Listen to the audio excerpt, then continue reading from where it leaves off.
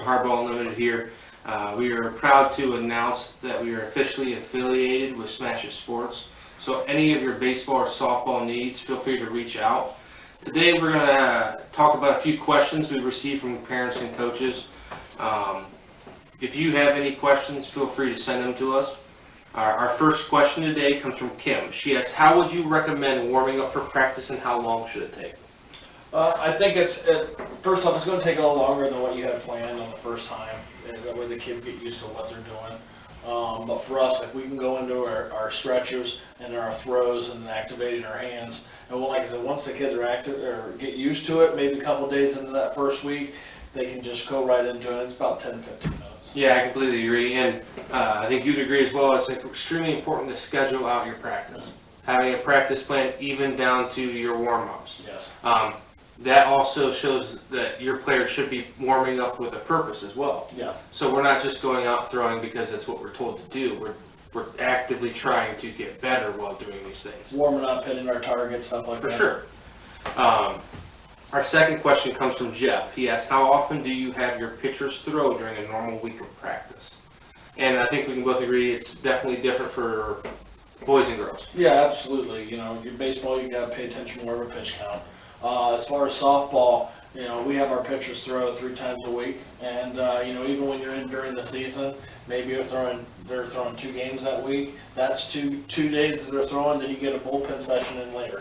For sure. And I think it's extremely important to know what time of the year it is, too. If it's your off season, you're going to throw way more often than you are during a week of practice leading up to a game. Or softball, you have 3 games this week. How many are you going to throw?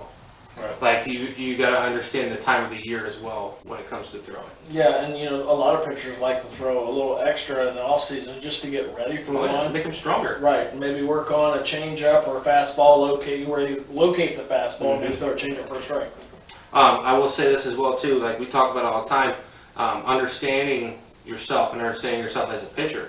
Like if you throw a really good fastball and then you have a really good changeup, you're up 0-2. We don't want to throw that changeup for a strike.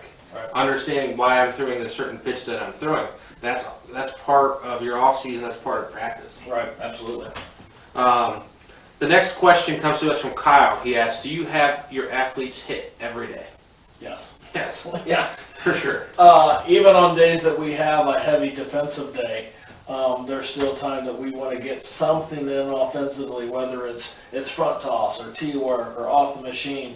No matter what, we're hitting every day of the week. For sure.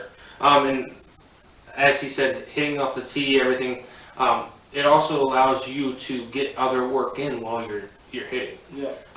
If you have 3 girls hitting on a tee, you still have 12, 13 other girls to find work for. Right. So they're getting their work in the field. It allows you to transition and keep doing other things while you're hitting.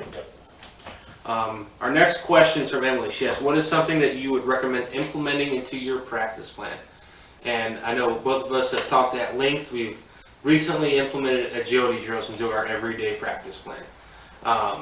It is our goal to not have better ball players, but better athletes. What would you say, Josh? Yeah, absolutely. And the nice thing is you can kind of trick them into adding that into conditioning because no one likes to run. Nope, no one likes to run. If they say they do, they're lying to you. Right. So you sit there and maybe we add agility, and you know then we add you know throwing softballs in on that. Now they're doing their agility work. You know they're running and working their hands. Well, it's, we recently did a new agility drill with some outfielders a couple weeks ago, and it literally involves them running the whole time. Right. But you never heard a word about how tired they were because they just thought it was softball. Right. It's tricking, it was a great way to get the girls to work hard without even realizing they were working hard. Yeah. Our next question comes to us from Hank. He asks, how important is the weight room to aid in your softball and baseball training? Extremely important. For sure. You know, we start working with a lot of our athletes in October.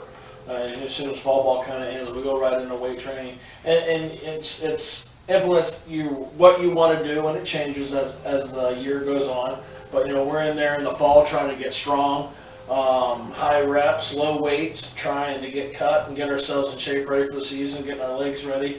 you know, then as you work into the season, a little less lifting, Mm-hmm. but still enough to just keep us mobile and, you know, in shape. For sure. I honestly believe the weight room is the second most important place for any ball player, Absolutely. behind the diamond. Yeah, absolutely. I mean, you get your work in the diamond, but the weight room is where you get rid of all of your bad habits and build your good habits. Yep. You become a better athlete, ball player, everything in the weight room. And a weight room is accessible 365 days a year. Yeah. And you're also not only weights, but your band workouts, Your band work, your core agility workout, drills. your agility drills, absolutely. Yeah, you can get there every day of the year. That's what makes the weight room so valuable. Again, we are extremely proud to be affiliated with Smash It Sports.